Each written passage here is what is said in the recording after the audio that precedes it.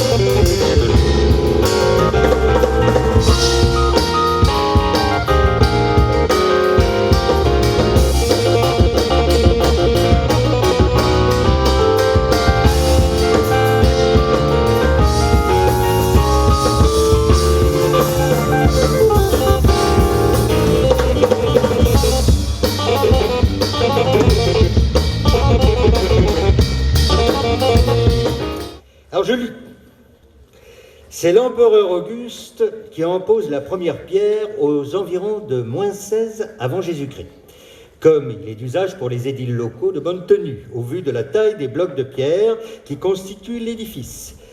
Il fallait être costaud pour être un élu local digne de ce nom dans l'Empire romain. En 14, il est inauguré en grande pompe, avec fanfare, acrobates, jongleurs et tout le décorum nécessaire.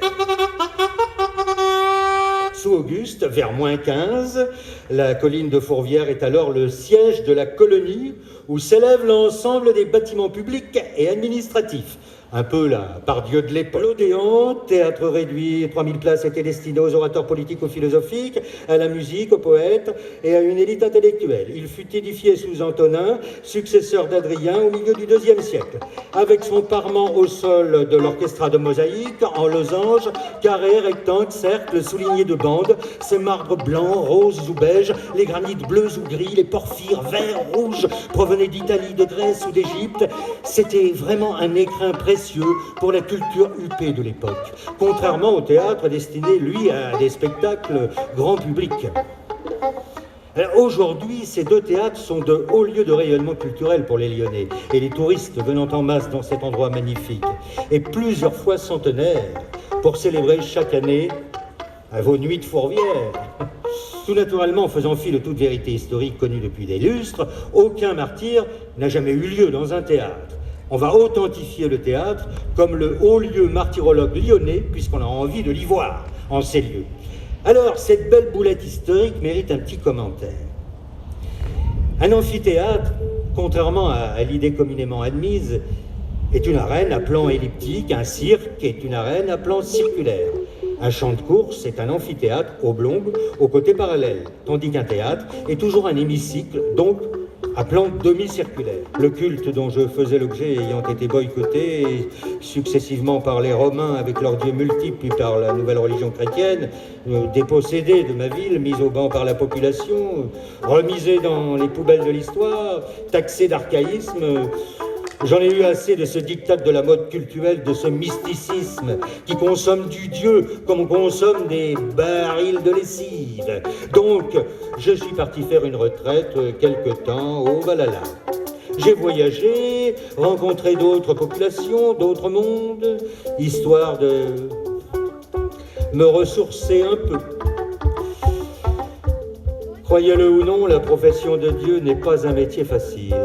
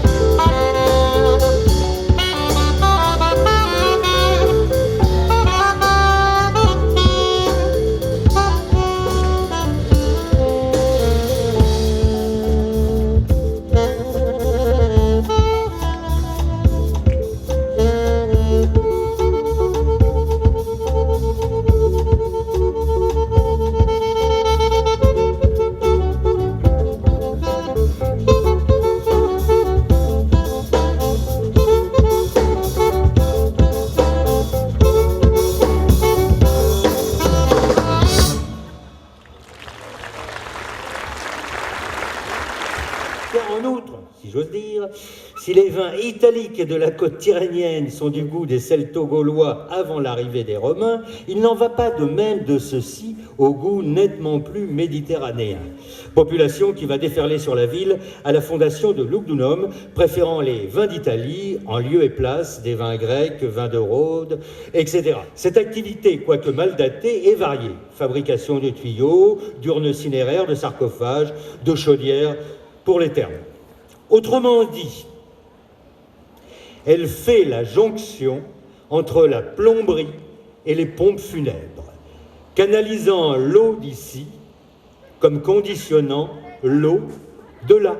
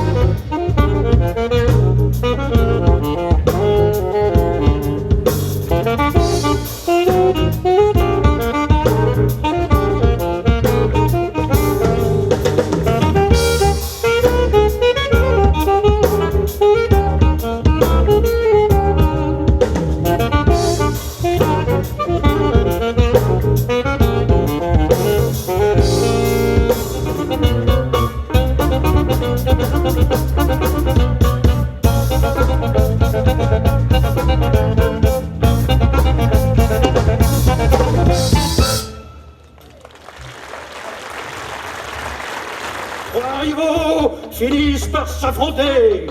Septime Sévère, l'Africain, Présinus Niger, commandant des armées d'Orient, et Claudius Albinus, un aristocrate romain, soutenu par les légions de Bretagne. Sévère écarte Niger au cours de l'année 196 et entre en campagne contre Albinus.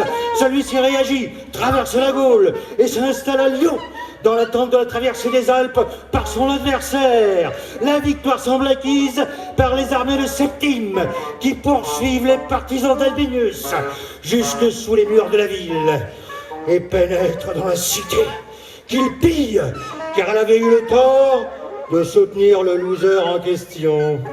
À partir de ce moment, le mouvement va s'inverser. Et même si l'on ne remonte pas le cours du temps, ce que l'histoire a délaissé, oublié, va à nouveau captiver les hommes qui vont essayer, à l'aide des maigres vestiges épars sous la terre et les broussailles, d'imaginer, de restituer les splendeurs du passé de Lugdunum.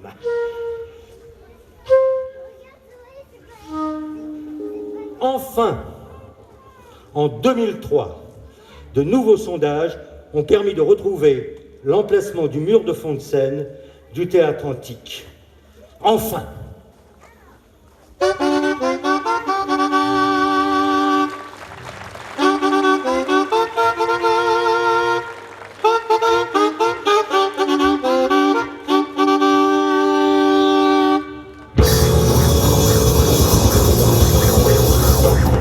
Alors, suivez simplement ce précepte divin.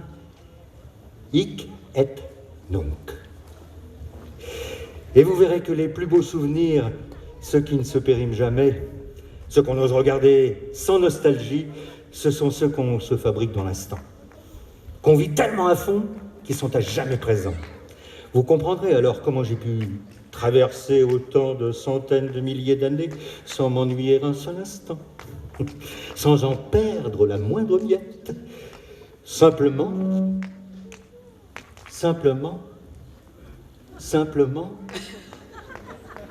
en écoutant la mémoire du présent.